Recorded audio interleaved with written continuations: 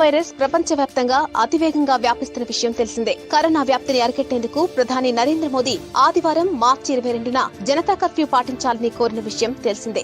Janata curfew అంటే ప్రజలు ఎవ్వరూ ఇళ్ల నుండి బయటకు రాకుండా రోజు మొత్తం ఇంట్లోనే ఉండడం. మరి ఇలాంటి జనతా కర్ఫ్యూ విధించాల్సిన పరిస్థితి మనకెప్పుడైనా వచ్చిందా? గతంలో ఎప్పుడైనా భారతదేశం ఇలాంటి పరిస్థితిని ఎదుర్కొందా? అప్పుడు అసలు ఏం జరిగింది అనేది ఒకసారి చూద్దాం.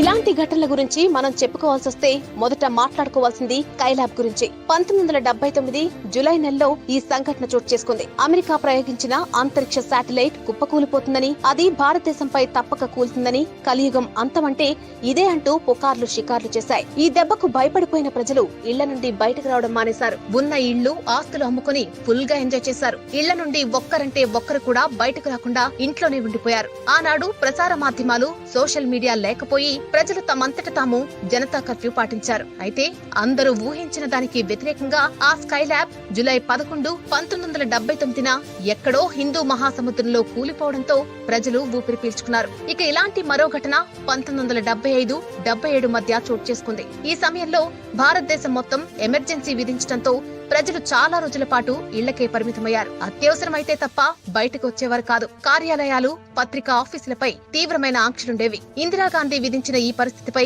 అప్పట్లో దేశం మొత్తం భగ్గున మండింది. జనం గుంపులుగా తిరగాలంటేనే భయపడిపోయేవారు. తిండి, ఆహారం వంటి వాటి కోసం సైతం ప్రజలు ఎక్కువగా బయటకొచ్చేవారు కాదు. అప్పుడు ప్రజలు స్వచ్ఛందంగా కాకపోయినా బలవంతంగా కర్ఫ్యూ పాటించాల్సి వచ్చింది. మరి రెండో ప్రపంచ యుద్ధం సమయంలోనూ అప్పట్లో కలరా వ్యాధి విపరీతంగా ప్రబలినప్పుడు మన దేశంలో ప్రజలు కర్ఫ్యూ పాటించాల్సిన సందర్భాలు ఏర్పడ్డాయి. అయితే స్కైలాబ్ మరియు దేశంలో అత్యవసర స్థితి స్థాయిలో మాత్రం జనతా కర్ఫ్యూ పాటించడం అన్ని అనుకున్నట్టు జరిగితే ఇదే మొదటిసారవుతుంది.